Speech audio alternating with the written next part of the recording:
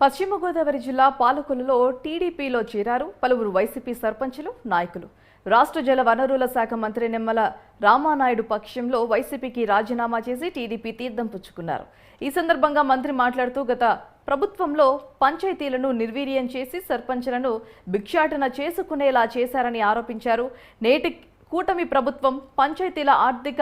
పరిపుష్టిని పెంచి సర్పంచులు తల ఎత్తుకునేలా గౌరవం తీసుకువచ్చిందని, వచ్చే సంక్రాంతి నాటికి అన్ని గ్రామాల్లో 4500 కోట్లతో అభివృద్ధి పనులు పూర్తి చేయడమే లక్ష్యంగా కూటమి ప్రభుత్వం పనిచేస్తుందని ఆయన తెలిపారు. మన పాలకొల్లు మండలం కొత్తపేట, ఆగర్రు, వెలివెల, గోరింతాడ, వాలమర్రు, శివదేవంచికాల, చందపర్రు గ్రామాలకు సంబంధించినటువంటి సర్పంచులు ఈరోజు తెలుగుదేశం పార్టీలో చేరేటటువంటి సందర్భంగా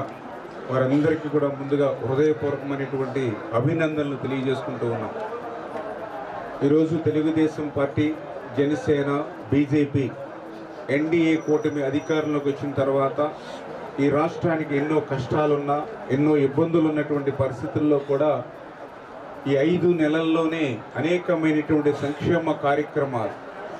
ఏదైతే అన్న మాట ప్రకారం పెన్షన్ 4000 రూపాయలు, 6000 రూపాయలు, 10,000 రూపాయలు, 15,000 రూపాయలు, ఏదైతే ఇంటింటికి గడప దగ్గరికే పింఛన్ ఇస్తూ ఏదైతే పెద్ద ఎత్తున సంక్షేమ కార్యక్రమం దగ్గర ప్రతి నెల కూడా మరి 3,000 కోట్ల రూపాయలు, దగ్గర సంవత్సరానికి 36,000 కోట్ల రూపాయలు, 5 సంవత్సరానికి 1,60,000 కోట్ల రూపాయలు అక్షరాల ఏదైతే పెన్షన్ నిమిత్తం వృద్ధులకి, వితంతులకి, దివ్యాంగులకి ఈ ప్రభుత్వం ఇంటి దగ్గర ఏదైతే అందిస్తూ ఉందో, అదేవిధంగా ఏదైతే పేదల కడుపు నింపాలి అనేటువంటి ఆలోచనతోటి గత ప్రభుత్వం అన్నా క్యాంటీన్లు రద్దు చేస్తే